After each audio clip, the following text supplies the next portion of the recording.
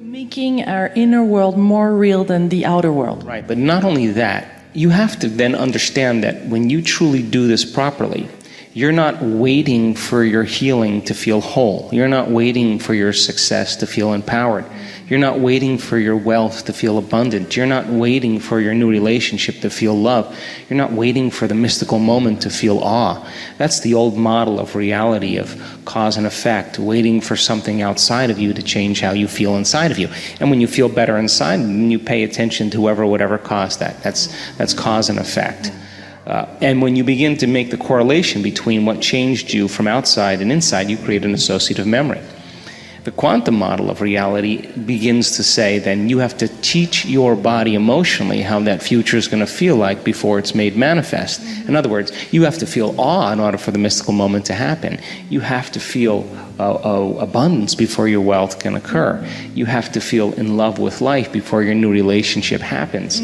And so we're not defining reality by our senses because we're not waiting then for anything outside of us to change how we feel inside of us. So if there's physical evidence in your brain and body to look like the experience has already occurred, physical evidence, because the epigenetic model of reality says you can change your body by thought alone, and neuroplasticity says you can change your brain by thought alone. So if there's physical evidence to look like the experience has already occurred, well, relax, because the experience is going to find you. And it's going to come in a way that you least expect. Consistent action. Why? Because meditation, the actual translation of the word meditation, means to become familiar with. So the first thing you have to do is you have to become conscious of your unconscious thoughts. You got to notice your automatic habits and behaviors. And you have to become aware of your emotions that keep you anchored to the past. And if you can become so conscious of the unconscious states of mind and body that they would never slip by your conscious awareness again, you're becoming familiar with the old self so you don't return. Then if you begin to think about new ways of being defined by a vision, plan your behaviors, review them in your mind. Now, if you keep doing that over and over again, nerve cells that fire together wire together. You begin to become familiar with a new state of mind. At the same time, if you can emotionally cultivate your inspiration, your joy, your enthusiasm ahead of the experience, by repeating that over and over again, cultivating that state, it's going to begin to become familiar to you. So then the process of change then requires unlearning and relearning.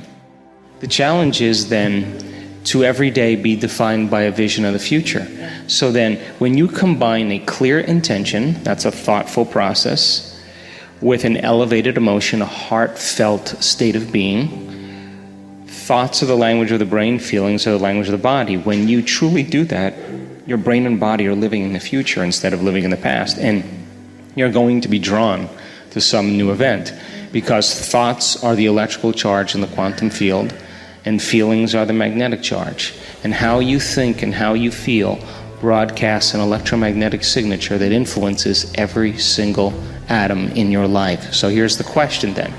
The fundamental question is, it's going to take time to pull your brain and body out of the past and continuously invest your energy into the future. So can you then maintain that vision, that view of your future, independent of the conditions in your environment, independent of the emotional addictions or conditionings or habits of the body, and independent of time?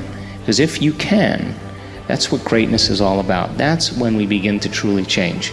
And people around the world are doing this consistently, and they're doing it really well because it's our natural, innate way of being. We are creators.